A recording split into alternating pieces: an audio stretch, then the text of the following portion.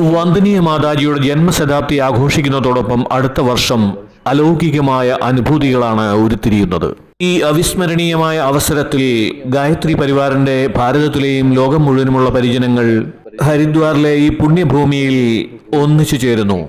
വന്ദനീയ മാതാജിയുടെയും പൂജ്യ ഗുരുദേവന്റെയും ജീവിതത്തിന്റെ പ്രതിനിധിയും പ്രതീകവും പരിചയപ്പെടുത്തലുമായി നിൽക്കുന്ന വ്യക്തിത്വത്തിന്റെ പ്രതീകമായ സമാധി മന്ദിരങ്ങളായ പ്രഖരപ്രജ്ഞയും സജലശ്രദ്ധയുടെയും പുനഃസ്ഥാപന നിർവഹിക്കപ്പെട്ടു. ഗായത്രി പരിവാറിന്റെ സർവസജ്ജവും സമർപ്പിതവുമായ പരിജനങ്ങളുടെ സാമൂഹിക സങ്കല്പത്തിലൂടെ ഇതിന് തുടക്കമായി.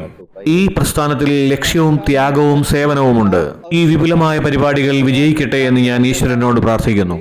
വളരെ ദിവ്യവും ഭവ്യവുമായ കാര്യപരിപാടികളാണ്. ഇതിന്റെ പ്രകാശവും ജ്യോതിയും ലോകം മുഴുവൻ പരന്നുകൊണ്ടിരിക്കുകയാണ്. ഇത് ഭാരതത്തിന്റെയും ലോകത്തിന്റെ തന്നെയും ശോഭനമായ ഭാവിയാണ്. ഇവിടെ നിന്ന് വളരെ തേജസ്സുറ്റതായ ഒരു ജ്വാല പ്രവഹിക്കുന്നു. ഇത് എല്ലാവരുടെ ജീവിതത്തെയും ജാഗരൂകമാക്കും, എല്ലാവരെയും ഉണർത്തും. ലോകം മുഴുവനും ഒരു കുടുംബത്തെ പോലെ സമാധാനപൂർവ്വം ആനന്ദത്തോടെ ജീവിക്കണമെന്നാണ് ഭാരതം ആഗ്രഹിക്കുന്നത്. നമ്മൾ നിസ്വാർത്ഥരായി ഈ കാര്യത്തിനു വേണ്ടി പ്രവർത്തിക്കുന്നു. പരമാത്മാവിനായി ജീവിതം സമർപ്പിക്കുന്നു. ഈശ്വരന് വേണ്ടി ഒരു യന്ത്രത്തെ പോലെ പ്രവർത്തിക്കുന്നു. നമ്മുടെ ജീവിതവും സ്വാർത്ഥകമാവട്ടെ. ഭാരതത്തിന്റെ ഭാവി ഉജ്ജ്വലമാവട്ടെ.